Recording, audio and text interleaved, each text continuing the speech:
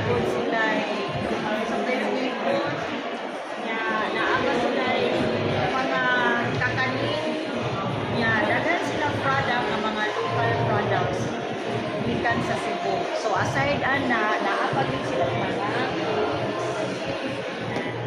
aside sa cookies, ako sila yung mga chips. So support na rin